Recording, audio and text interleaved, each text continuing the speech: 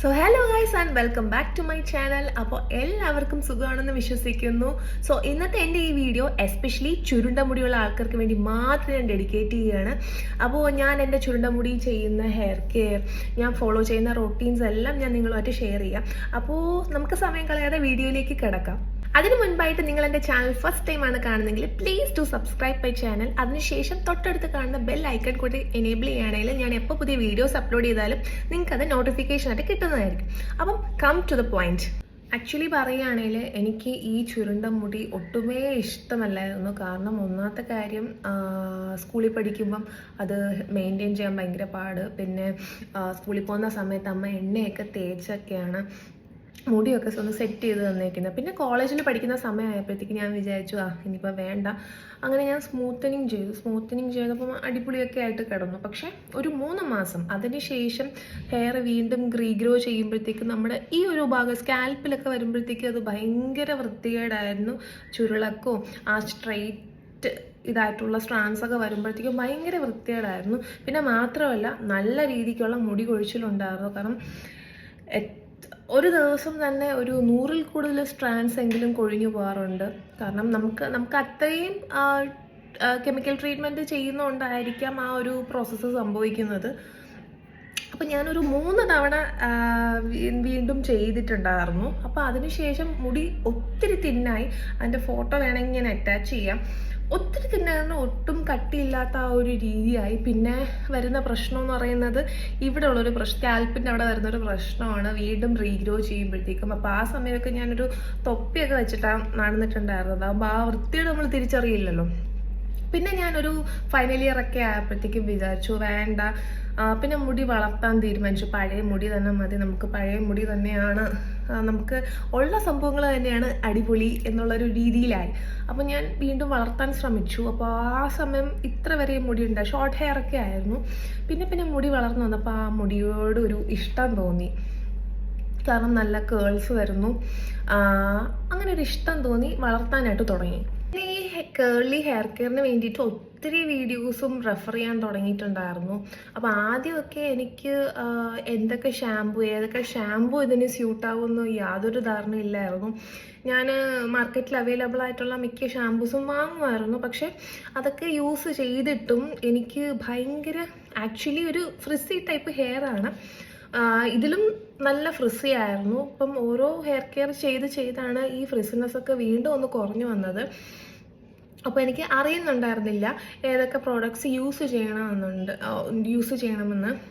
പിന്നെ നമ്മൾ ആ ഒരു റൊട്ടീൻ ഒന്ന് ഫോളോ ചെയ്ത് വന്നപ്പോഴത്തേക്കും ഒരു പർട്ടിക്കുലർ ഷാമ്പു യൂസ് ചെയ്തപ്പോഴത്തേക്കും എനിക്ക് നല്ല റിസൾട്ട് ഉണ്ടായിരുന്നു. 2 ഷാമ്പൂസ്. അപ്പോൾ ഞാൻ ഏതെന്നൊക്കെ പറയാം. ഒന്ന് ഞാൻ പണ്ടേ യൂസ് ചെയ്തിരുന്ന ഡവ് ഷാമ്പു ആണ്. പക്ഷെ അത് റെഗുലർ അല്ലായിരുന്നു. നമ്മൾ എപ്പോഴും ബോട്ടിൽ തീരുമ്പോഴത്തേക്കും അന്നത്തെ ആ ഒരു കാലത്ത് നമ്മൾ മാറിയായിരിക്കില്ല യൂസ് ചെയ്യുന്നത്. ചിലപ്പോൾ ഡവ് ആയിരിക്കും യൂസ് ചെയ്യുന്നത്, ചിലപ്പോൾ ലോറിയലും ആയിരിക്കും, അങ്ങനത്തെയൊക്കെ ഇതായിരുന്നു. അപ്പം ഡവ് യൂസ് ചെയ്ത സമയത്ത് എനിക്ക് നല്ലൊരു റിസൾട്ടായിരുന്നു ഉണ്ടായിരുന്നത്. ഡവിൻ്റെ ഷാംപൂ, കണ്ടീഷണർ, മാസ്ക് ഒക്കെ യൂസ് ചെയ്തപ്പോൾ നല്ലൊരു റിസൾട്ട് ഉണ്ടായിരുന്നു. അതേപോലെ തന്നെ ഞാൻ പിന്നെ യൂസ് ചെയ്തൊരു ഷാംപൂ എന്ന് പറയുന്നത് പ്ലമ്മിൻ്റെ അവോക്കാഡോ ആൻഡ് ഒലിവ് ഓയിൽ ആ ഒരു കണ്ടന്റ് വരുന്ന ഒരു ഷാംപൂ ആയിരുന്നു. അതും അത്യാവശ്യം എനിക്ക് നല്ല റിസൾട്ട് തന്നൊരു ഷാംപൂ ആണ്. Shampoo, conditioner plus mask. അപ്പോൾ അത് ഇങ്ങനെ റെഗുലർ ബേസിസിൽ യൂസ് ചെയ്യാനൊക്കെ തുടങ്ങിയപ്പോഴത്തേക്ക് അതിൻ്റേതായിട്ടുള്ള മാറ്റങ്ങൾ മുടിയിൽ കാണാനും തുടങ്ങി.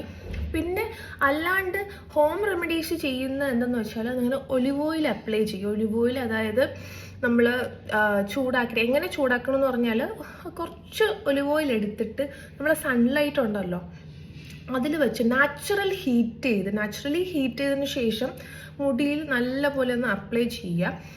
അപ്പോൾ അതും ഒരു നല്ല റിസൾട്ട് തരുന്നൊരു സംഭവമാണ്.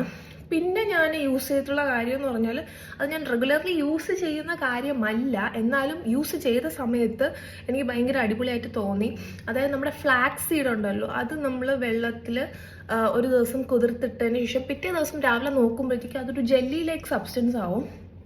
അപ്പോൾ അത് നമ്മുടെ മുടിയിൽ അപ്ലൈ ചെയ്തതിന് ശേഷം കുറച്ച് നേരം ഇട്ടിരുന്നിട്ട് ഏകദേശം ഒരു 10 to 15 മിനിറ്റ്സ് ഇട്ടിരുന്നിട്ട് കഴുകിക്കളഞ്ഞാൽ അതും നല്ലൊരു ബൗൺസി ആയിട്ട് കിടക്കുന്നതായിട്ട് തോന്നിയിട്ടുണ്ട്. പക്ഷെ അതിൻ്റെ സ്മെല്ല് എല്ലാവർക്കും ഒന്നും പിടിക്കണമെന്നില്ല. അപ്പോൾ അത് ഞാൻ എപ്പോഴും ചെയ്യാറില്ല. കാരണം എനിക്ക് എൻ്റെ സ്മെല്ല് ഭയങ്കരമായിട്ടൊന്നും അക്സെപ്റ്റ് ചെയ്യാൻ പറ്റില്ലായിരുന്നു. അപ്പോൾ അത് ഞാൻ വല്ലപ്പോഴും ഒരിക്കൽ ട്രൈ ചെയ്യുള്ളൂ. ഇപ്പം അത് ട്രൈ ചെയ്തിട്ട് കുറേ നാളായി. പക്ഷേ അടിപൊളി സാധനമാണ്, അത് പറയാതിരിക്കാൻ വയ്യ. പിന്നെ ഫോളോ ചെയ്യുന്ന ഒരു റെമഡി എന്ന് പറഞ്ഞാൽ, ഞാൻ മുടി കോമ്പ് യൂസ് ചെയ്ത് ചെയ്യാറില്ല. I use only this fingers. അപ്പം ഒരിക്കലും ഞാൻ റെക്കമെൻഡ് ചെയ്യുന്നത് ഈ കേളി ഹെയർ ഉള്ളവർ കോംബ് യൂസ് ചെയ്യരുതെന്നാണ്. കാരണം നമുക്ക് ഒരു കേളി ടെക്സ്ചർ ഉണ്ട്. അപ്പോൾ കോംബ് ചെയ്യുന്നതിൽ കൂടെ നമ്മൾ ഈ ടെക്സ്ചർ കുറേ അധികം ഇങ്ങനെ നഷ്ടപ്പെടാനുള്ള ചാൻസ് ഉണ്ട്. അപ്പോൾ ആ ഒരു ടെക്സ്ചർ നഷ്ടപ്പെടുമ്പോഴത്തേക്ക് ആ ഒരു ഭംഗി അങ്ങ് പോവും. അപ്പോൾ നിങ്ങൾക്ക് ചെയ്യാനുള്ള സംഭവം എന്ന് വെച്ചാൽ, എപ്പോഴും വെറ്റായിരിക്കുമ്പോൾ മാത്രം മുടി ഇങ്ങനെ വകുന്ന് ചടയൊക്കെ ഉണ്ടെങ്കിൽ അത് കളയുക. അല്ലാതെ ഡ്രൈ ആയിരിക്കുന്ന സമയത്ത് നിങ്ങൾ കോംബ് ചെയ്യുക, നിങ്ങൾ ചടയൊക്കെ അഴിക്കാൻ ശ്രമിക്കുക, അതൊന്നും ചെയ്യരുത്. കാരണം നമ്മുടെ ഈ കേളി ഹെയറിൽ ടാങ്കിൾസ് വരാനായിട്ട് ഭയങ്കര അധികം സമയമൊന്നും വേണ്ട. പെട്ടെന്ന് ടാങ്കിൾസ് വരുന്ന ഒരു ടൈപ്പ് ഹെയർ ആണ്. അപ്പം ഡ്രൈ ആയിട്ട് നിങ്ങൾ ടാങ്കിൾസ് ഒക്കെ റിമൂവ് ചെയ്യുകയാണെങ്കിൽ അത് ഭയങ്കര മുടിയൊക്കെ പൊട്ടിപ്പോകാനുള്ള ചാൻസ് ഉണ്ട്. അപ്പോൾ നിങ്ങൾ ഒരിക്കലും ചെയ്യരുത്. ഒന്നെങ്കിൽ നിങ്ങൾ കുളിക്കുന്ന സമയത്ത്, ഞാൻ ചെയ്യുന്ന ഒരു സംഭവമാണ്, ഈ മുടിയിൽ വെള്ളം നനയുന്ന സമയത്ത് അപ്പോൾ തന്നെ ഈ ടാങ്കിൾസ് ഈ വിരലുകൾ കൊണ്ട് ഞാൻ മാറ്റും. പിന്നെ നമ്മൾ നാച്ചുറലി ആയിട്ട് ഡ്രൈ ചെയ്യാറാണ് പതിവ്. അത് നാച്ചുറൽ എയർ വെച്ചിട്ട് അങ്ങനെ ഉണക്കാറാണ് പതിവ്. അതിനുശേഷം കോംബ് ചെയ്യാനേ പാടില്ല. അപ്പോൾ അത് നിങ്ങൾ പ്രത്യേകം ശ്രദ്ധിക്കേണ്ട ഒരു കാര്യമാണ്. അപ്പോൾ അങ്ങനെ കോംബ് ചെയ്യുന്നവരുണ്ടെങ്കിൽ പെട്ടെന്ന് ഫ്രിസ് ആവാനും ചാൻസ് ഉണ്ട്, മുടി പെട്ടെന്ന് ഇങ്ങനെ പറന്നു പോകാനൊക്കെ ഉള്ള ചാൻസ് ഉണ്ട്.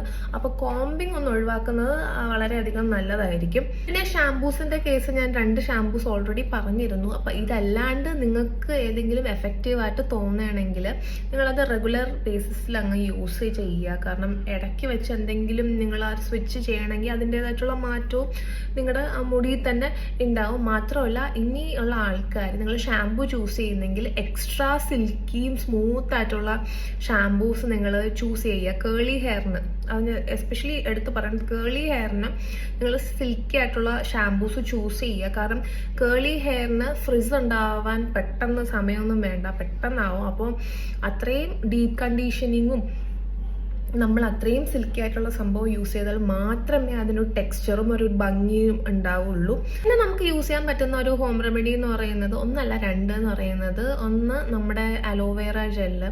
അതും ഇതേപോലെ തന്നെ നമ്മുടെ വീട്ടിലൊക്കെ ഉണ്ടല്ലോ. അപ്പോൾ അതൊക്കെ ഒരു പീസ് വെട്ടിയിട്ട് അതിൻ്റെ ജെല്ലൊക്കെ നമ്മൾ സ്ക്രാപ്പ് ചെയ്തെടുത്തതിന് ശേഷം മുടിയിൽ നല്ല രീതിക്ക്, സ്കാൽപ്പിലല്ല മുടിയിൽ നല്ല രീതിക്ക് ഒന്ന് അപ്ലൈ ചെയ്ത് കുറച്ച് നേരം, ഒരു 10 to 15 minutes വരെ ഇട്ടതിന് ശേഷം നിങ്ങൾ കഴുകി കളയാം. അതും നല്ലൊരു ഫ്രിസ് ഫ്രീ ആയിട്ടുള്ളൊരു സംഭവം തന്നെയാണ്. പിന്നെ വരുന്നത്, നമ്മൾ പണ്ട് മുതലേ ശീലിച്ചു വരുന്നൊരു സംഭവമാണ് ചെമ്പരത്തി താളി.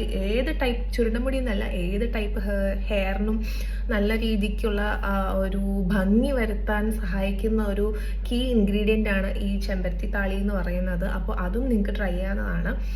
പിന്നെ മാത്രമല്ല, നമുക്ക് പുറമേ അല്ല, നമുക്ക് അകമേയും ചില കാര്യങ്ങൾ ചെയ്യാം. അപ്പം പ്രോട്ടീൻ ഇൻടേക്ക്, അതായത് എക്സ്പെഷ്യലി മുടിയുടെ കാര്യത്തിനൊക്കെ ആണെങ്കിൽ ലെഗ്യൂംസ് ഒക്കെ കൺസ്യൂം ചെയ്യുന്നത് വളരെ നല്ലതാണ്.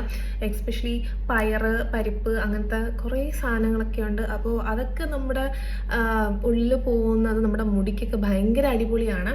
അപ്പോൾ ഹെയർ ഗ്രോത്തിനും ഒത്തിരി സഹായിക്കും. സോ ഇതാണ് ഞാൻ ഫോളോ ചെയ്യുന്ന ചെറിയ ചെറിയ കാര്യങ്ങൾ. അപ്പോൾ ഇത് തന്നെ നമ്മളൊരു റെഗുലർ ബേസിസിൽ ഫോളോ ചെയ്യുകയൊക്കെ ആണെങ്കിൽ മുടിക്ക് നല്ല രീതിയിലുള്ള മാറ്റം ഒക്കെ വരും, അത് ഷുവറാണ്. മാത്രമല്ല, നിങ്ങൾ ഷാംപൂസ് ചൂസ് ചെയ്യുമ്പോഴത്തേക്ക് സൾഫേറ്റ് ഫ്രീ ആയിട്ടുള്ള ഷാംപൂസ് യൂസ് ചെയ്യുക. ബാക്കിലെ കണ്ടൻസ് വായിച്ചിട്ടുള്ള ഷാംപൂസ് ചൂസ് ചെയ്യുക.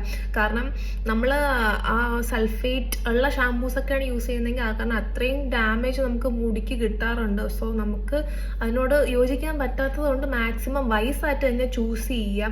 ബാക്കി ഹോം റെമഡീസ് ഒക്കെ നിങ്ങൾ നോക്കി ചെയ്യുക. കാരണം ഇതൊക്കെ അടിപൊളിയായിട്ട് ഫോളോ ചെയ്താൽ നല്ലൊരു റിസൾട്ട് കിട്ടുന്നത് തന്നെയായിരിക്കും. അപ്പോൾ എൻ്റെ ഈ വീഡിയോ ഇൻഫോർമേറ്റീവ് ആയിട്ട് നിങ്ങൾക്ക് തോന്നിയാൽ please to like, comment and share.